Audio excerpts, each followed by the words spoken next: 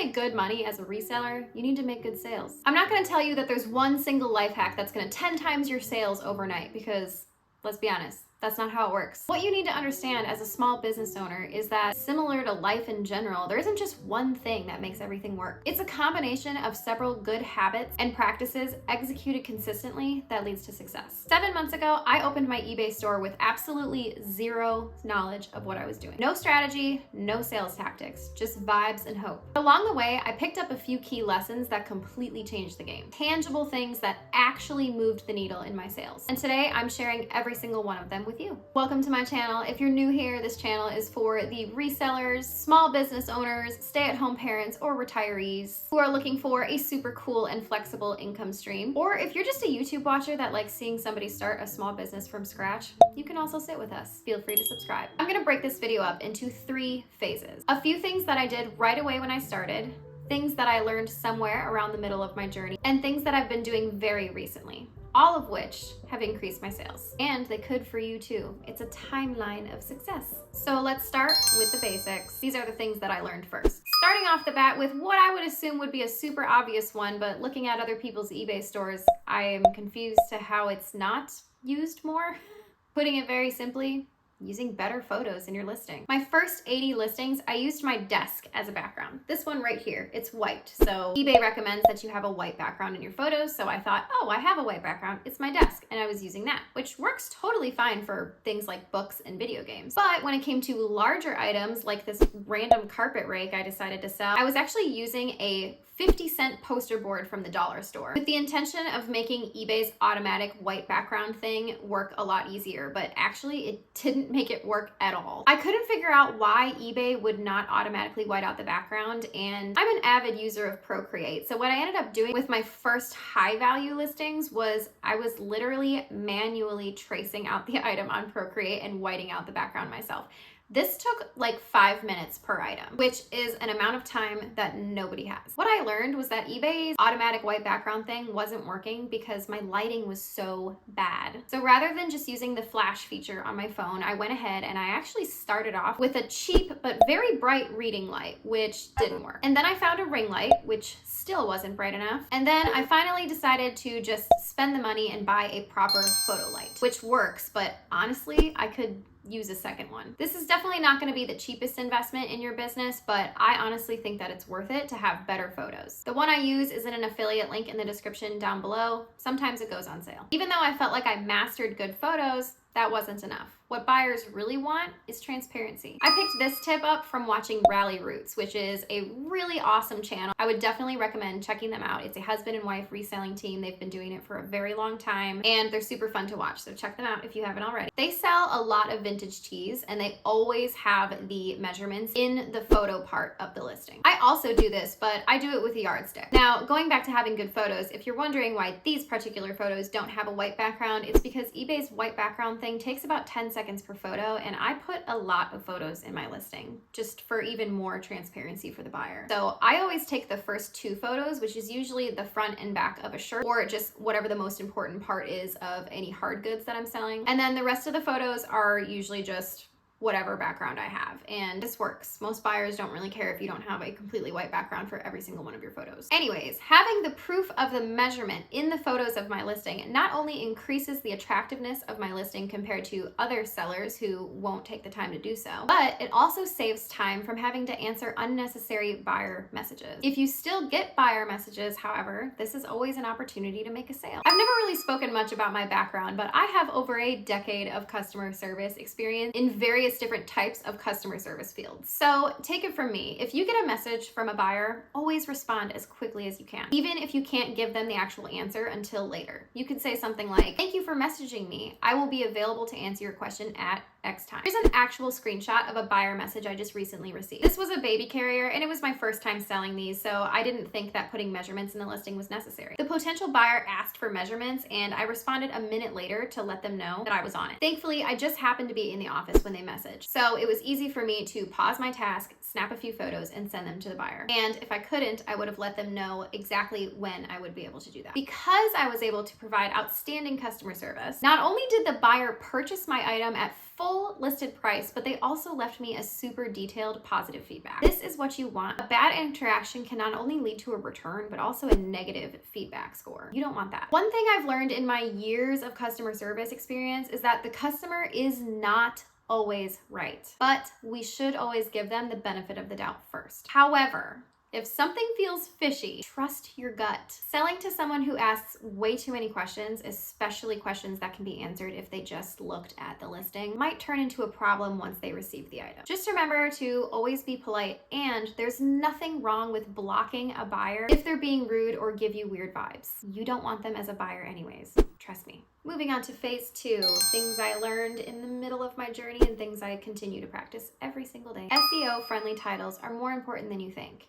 If you don't know what SEO stands for, it is search engine optimization. Basically, what are you doing to make it so that a buyer will be able to find your listing amongst the millions of other listings? I owe this lesson to Carrie at Home, another reseller YouTuber that I love to watch. She helped me understand not only how to title strategically, but also made it click for me that titling based on how buyers search is how you get your item seen by potential buyers. Each category is different on eBay when it comes to titling your listings. For most things, you should start with the brand name. For clothing listings specifically, it makes sense to start with the brand name and then the item name and then the size, leaving the color and the descriptive style keywords at the end of the title. My best overall advice for this is if you don't know how to title your listings, think about how you would search for this item on eBay. Or you can look at other sold listings to see what they're doing. I always do this for electronics, especially because you never know which specs are important for the buyer when it comes to electronics. Unless that's your niche and you actually do know. In that case,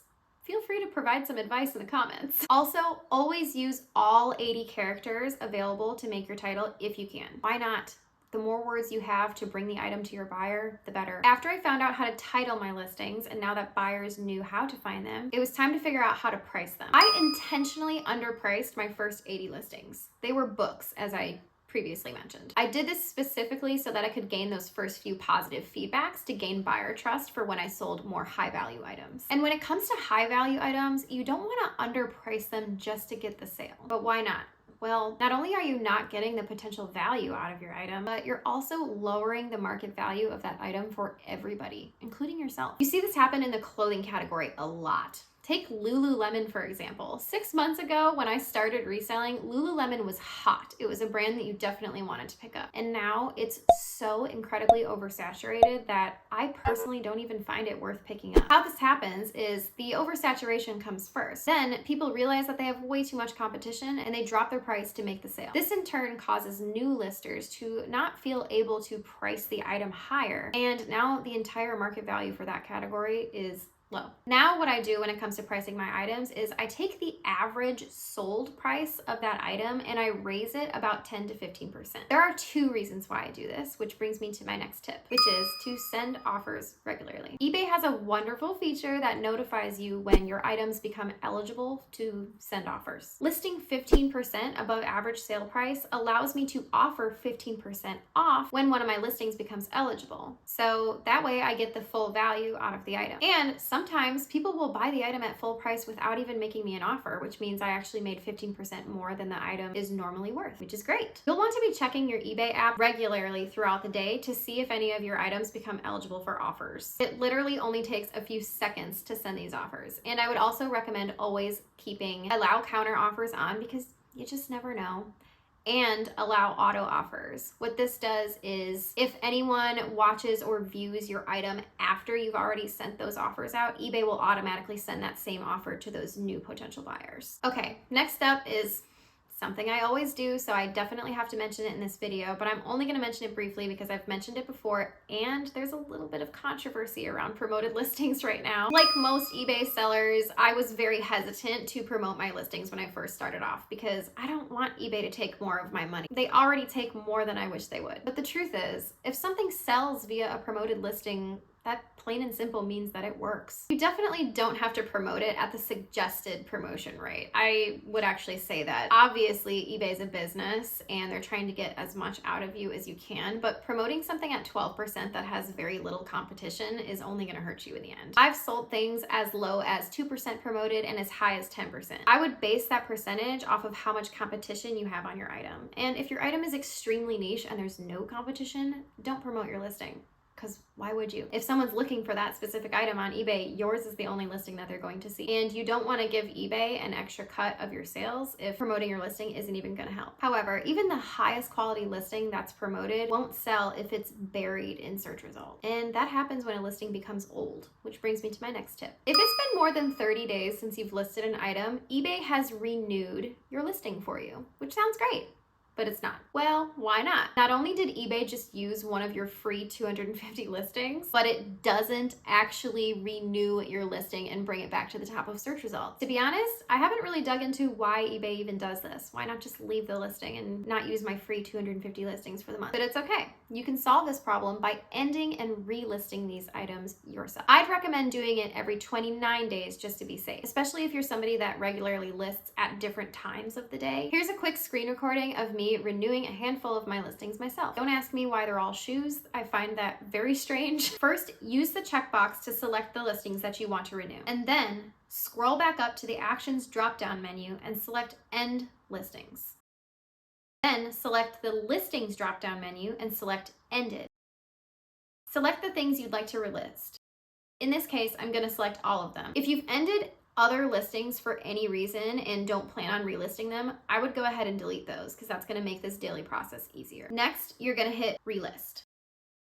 This is going to bring up a screen where you can edit your listings in any way you'd like. You can even use the bulk dropdown to edit more than one listing at a time. This is a great time to adjust your pricing, which I did here just as an example, or you can increase your promoted listings percentage amongst other things. Click submit when you're done and that's it.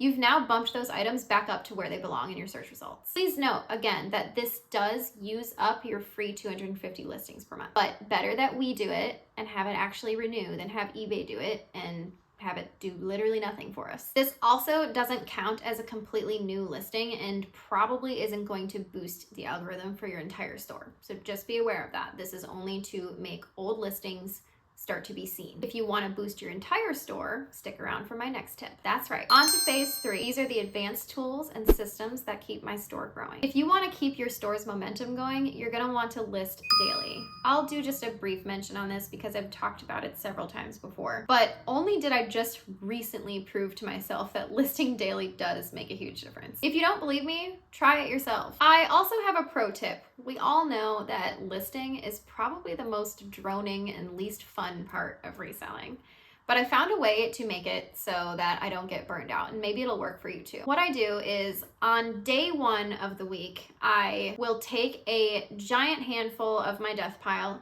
if I have one, but we are all working to not have a death pile, right? And I will photograph them and stick them in my drafts. I actually will photograph them on my phone, and then from my phone on the eBay app, I will start to create a listing, add the photographs to the listing, and then save for later. What this allows me to do on any given day for the rest of the week is I walk into my office, I hit resume draft on these listings, fill out the item specifics, the price that I want, the promoted listings percentage that I want, and I hit list. I try to aim for listing 3 things a day. You can list 5 things a day. You can list 10 things a day. You can list 100 things a day. It just depends on how big your store is. But I just recommend just listing every day, even if it's just one thing. But the more you list, the better. This little strategy not only helps keep the algorithm happy, but it helps keep you from burning out. Yeah, that first day where you're taking a lot of photographs and drafting things might be a little rough, but I'd rather have one kind of rough day than having to do all of the work of like photographing and listing everything every single day. That's just my preference, and it's just an idea. So if you want to give that strategy a try, give it a go, but then come back here and let me know if it works. Tip number 10 is a completely experimental thing I just randomly started doing. Keywords are important for SEO, and although I already talked about using your full 80 characters when making your title, that doesn't mean that you can fit all the necessary keywords that could get your item seen. Thankfully, the description section is huge and leaves a lot of room to write a big long description description loaded with keywords. But who wants to spend even more time doing that? You don't need to. Just use your favorite AI software and ask it to, based on the title of your item, come up with a description that contains relevant SEO keywords. Boom. Takes a few seconds, then you just copy and paste it into your listing. eBay does have its own AI description feature, but I noticed that it doesn't add the keywords the way that something like ChatGPT would. However, it's important to note that even though buyers really don't read the description, and this is specifically just for SEO, so far about 5% of the time, my AI will add a word or two that's not actually relevant to the description. So make sure that you glance over it just to make sure that everything looks good, because you don't want, the odd buyer that actually reads the description returning your item because the listing said the jeans were cropped and they're not. Last but not least, my final tip, and I saved this one for last because it is behind a paywall, is using the eBay store subscription to run sales. eBay gives you the option to subscribe to a store. They have several different tiers of this store that they recommend to you based on how many listings that you have. I got an eBay store subscription for 2 reasons. With the ending and relisting all of my items every 29 days and relisting new items every day, I was hitting over that 250 items per month threshold, and listing more items was costing me more money than the subscription was worth. And the second reason was so that I could use the discounts feature. Being able to put anything in my store that's 3 months old on like 20% off has actually made a difference. It's helping me get rid of old inventory, especially the old inventory that I regret picking up from the very beginning of my journey when I had no idea what I was doing. Now, this might not be necessary for everyone, but there is proven science that says that people are more likely to buy something if it's on sale, even if it's not something they need. So use this method if it makes sense for your business. So those are the 11 things that I've actually done in just about the exact order that I figured them out in the last 7 months. I hope this saves you from having to learn some of these things the hard way. I owe it to a lot of other resellers on this platform for helping me see some of these, but you can't know everything right when you start. So don't be afraid to start, and don't be afraid to learn things the hard way. If you found this video useful in any way, please hit the like button and subscribe if you haven't already. I'm thoroughly enjoying reading the comments from other resellers. Building a little reselling community was one of my goals when I started this channel. So thanks so much to those of you who have been commenting. Happy reselling, and I'll see you in the next one. Bye.